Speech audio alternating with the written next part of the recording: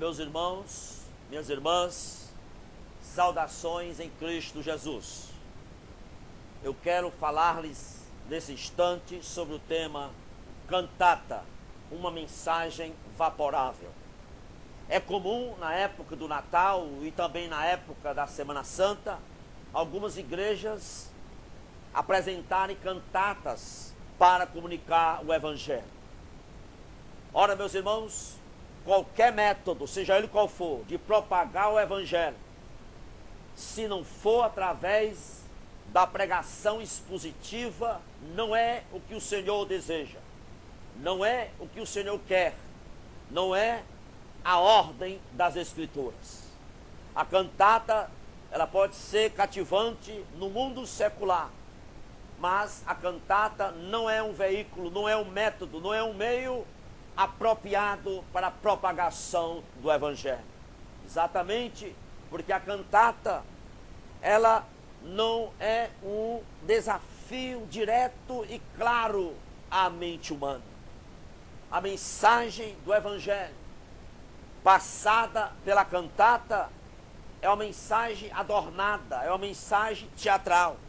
A mensagem do Evangelho passada pela cantata não é uma mensagem declarativa, porque ela é carregada de recheios púrpureos. As cantatas, elas funcionam simplesmente como um alimento emocional, despertando no espectador simplesmente experiências estéticas. Nas cantatas prevalece a arte. A ênfase nas cantatas é o estilo, é a pompa, é a performance, é o caráter ornamental.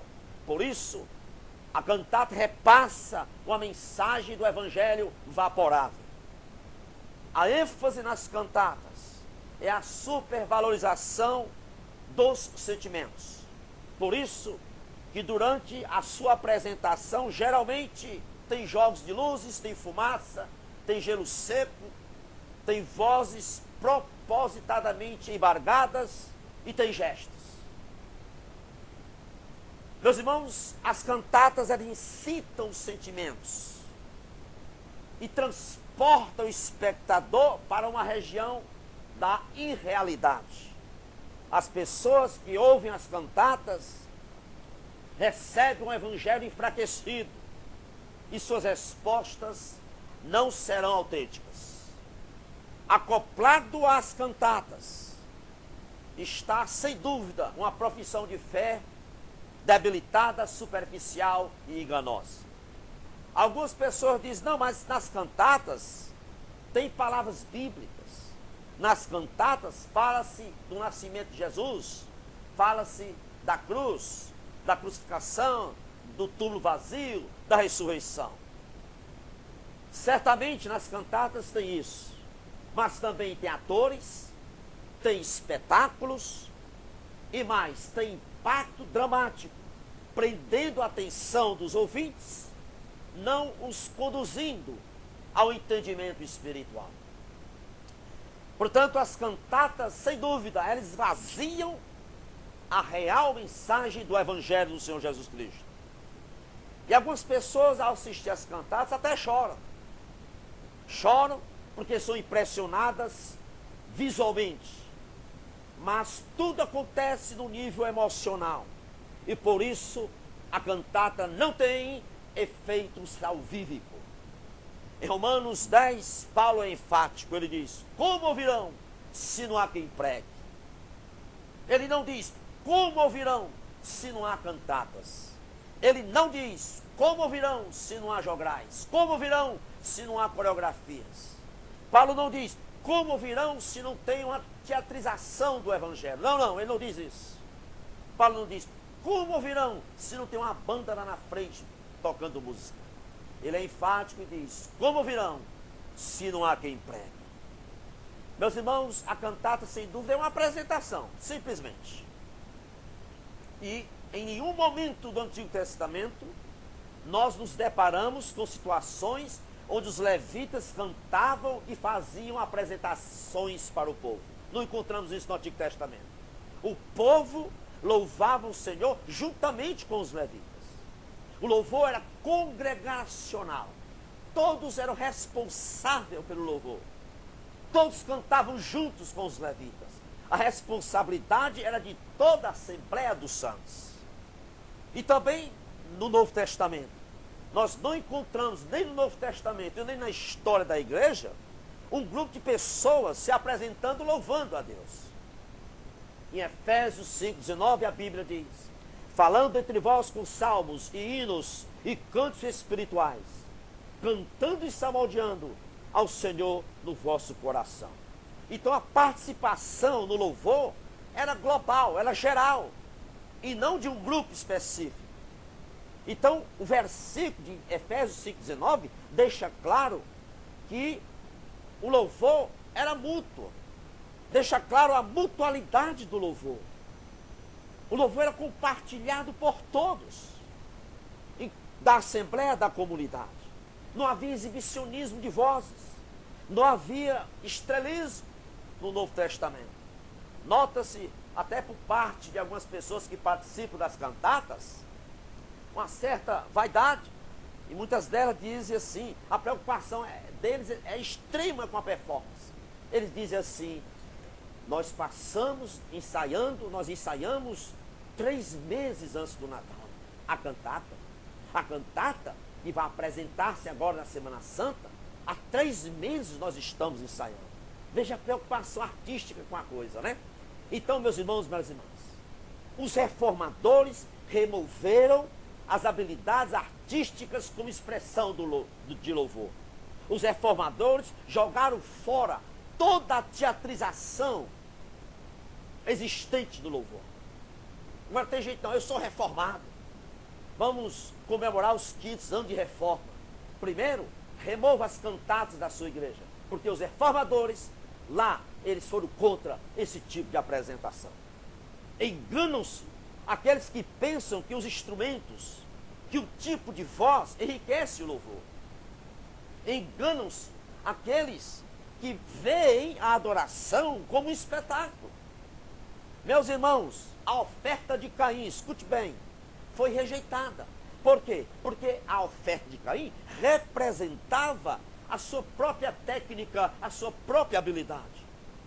Quando nós demonstramos as nossas próprias habilidades, os nossos próprios talentos diante de Deus como ato de louvor, nós estamos no mesmo nível de Caim.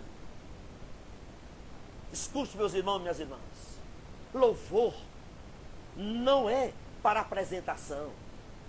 Louvor não é para agradar e nem deleitar as pessoas. Louvor não existe para receber aplausos, não. Louvor não existe para enriquecer culturalmente as pessoas, não. Eu digo mais, louvor não existe nem mesmo para evangelização. O único instrumento do evangelismo é a proclamação expositiva da palavra de Deus. Sabe por quê? Porque quando expomos a palavra de Deus, o ouvinte recebe uma mensagem não manipulada. O ouvinte recebe uma mensagem clara e direta na sua mente. E conforme o mover do Espírito Santo, sua resposta é genuína.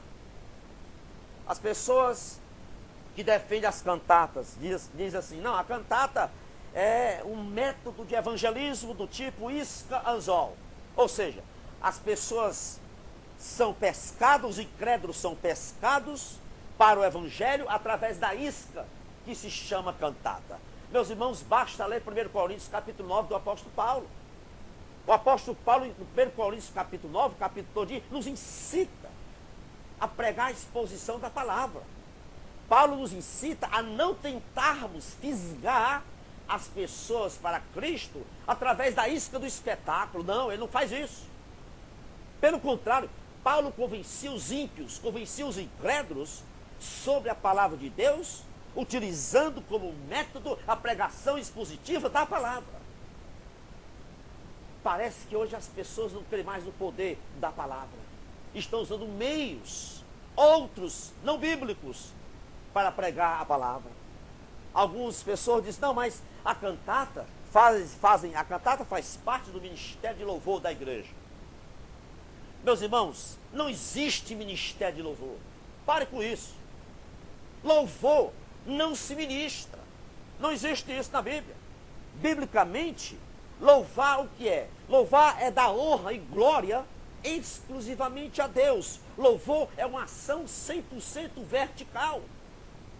O louvor escriturístico é uma expressão que só pode ser oferecida a uma única pessoa, o Deus Trino.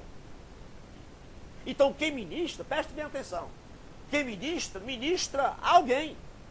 Por exemplo, ministra-se conforto ao aflito, ministra-se aos enfermos, ministra-se aos necessitados, mas louvor não se ministra, em absoluto.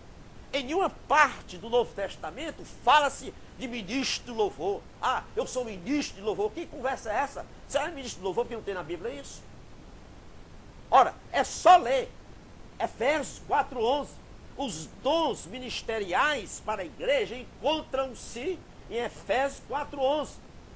E lá não é citado que Deus concedeu alguns para cantores, alguns para levitas. Não tem isso. Portanto, o louvor não é algo que se ministra. Cantata não pode fazer parte do chamado ministério de louvor, porque nem ministério de louvor existe. Então, o louvor só pode ser exercido pelo próprio crente, numa ação totalmente vertical entre o crente e Deus, de lábios, frutos de lábios, que magnifica Deus. Que Deus abençoe a todos vocês. Obrigado por ter me ouvido. A paz de nosso Senhor e Salvador Jesus Cristo. Amém.